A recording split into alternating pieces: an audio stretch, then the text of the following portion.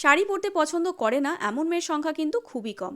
শাড়ি পরার সময় কয়েকটা এক্স ফ্যাক্টর মাথায় রাখলে কিন্তু যে কোনো সময় তুমি যে কোনো ধরনের শাড়ি পরলে তোমাকে লাগবে স্মার্ট, সুন্দরী আর অনন্যা। আজকের ভিডিওতে সেই এক্স ফ্যাক্টরগুলোর ব্যাপারেই কথা বলবো।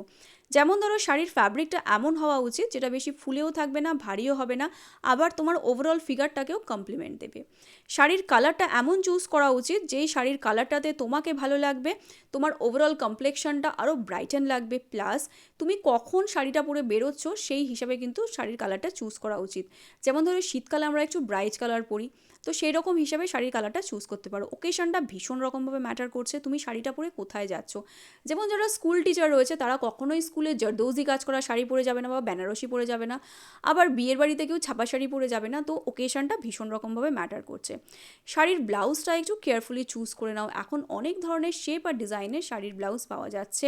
তোমার যদি চাবি চিক্সের প্রবলেম থাকে তাহলে স্পেগেটি স্ট্র্যাপ, স্লিভলেস বা সুইটার নেকের ব্লাউজ পরতে পারো, তোমাকে স্লিমও লাগবে, লম্বাও লাগবে। এর সাথে সাথে রয়েছে মেকআপ অ্যান্ড জুয়েলারি।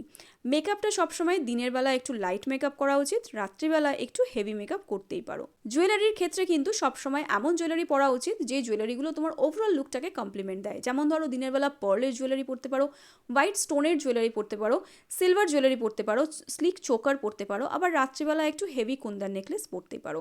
হেয়ার স্টাইলটা কিন্তু তোমার ওপরে ডিপেন্ড করছে। তুমি যদি কোনো হেয়ার স্টাইল করতে না পারো, চুলটাকে স্ট্রেট করে রাখো, যে কোনো ধরনের আউটফিটের সাথেই ভালো লাগবে।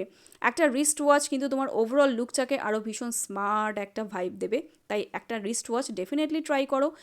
আর পার্টি ওয়্যার শাড়ির সাথে ক্লাচ নিতে পারো, আর যদি তুমি একদম সিম্পল কটন শাড়ি পরছো তার সাথে একটা সিম্পল শোল্ডার ব্যাগ নিতে পারো।